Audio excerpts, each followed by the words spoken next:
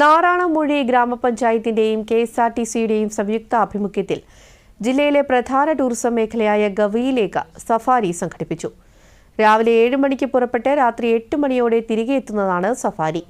സാധാരണക്കാരായ ആളുകൾക്ക് ജില്ലയിലെ പ്രധാന ടൂറിസം മേഖലകൾ കാണാൻ അവസരമൊരുക്കുക എന്നതാണ് സഫാരിയുടെ ലക്ഷ്യം.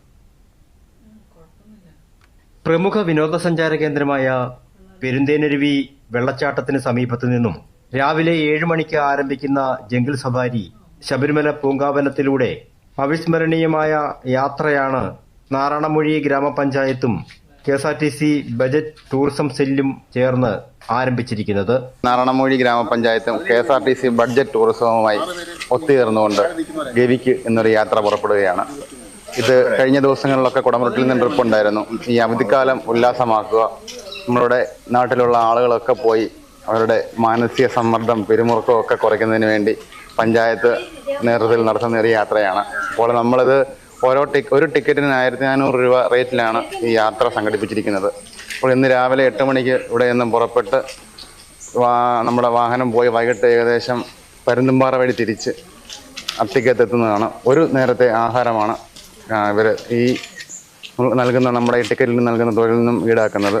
അതേപോലെ വരും ദിവസങ്ങളിൽ കൂടുതൽ ഈ പഞ്ചായത്തിൽ നിന്നും ആളുകളെ ഉൾപ്പെടുത്തിക്കൊണ്ടും മറ്റ് ടൂറിസവുമായി ബന്ധപ്പെട്ട് മറ്റ് മേഖലകളിലേക്ക് പോകാൻ വേണ്ടിയുള്ള പദ്ധതികൾ നമ്മൾ ആസൂത്രണം ചെയ്യുന്നുണ്ട്. അപ്പോൾ ഇന്ന് ഉല്ലാസയാത്രയ്ക്ക് പോകുന്ന എല്ലാവർക്കും എല്ലാവിധ ആശംസകൾ നേരുന്നു. യാത്രയിൽ പമ്പാ നദിയുടെ ദൃശ്യഭംഗി ആസ്വദിക്കുന്നതിനൊപ്പം പരുന്തുംപാറയും സന്ദർശിക്കാം.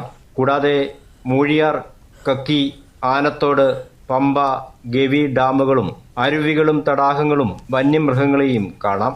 ഈ പ്രകൃതി സൗഹൃദ യാത്രയ്ക്ക് ഭക്ഷണം, എൻട്രി പാസ് ഉൾപ്പെടെ 1400 രൂപയാണ് ടിക്കറ്റ് നിരക്ക്.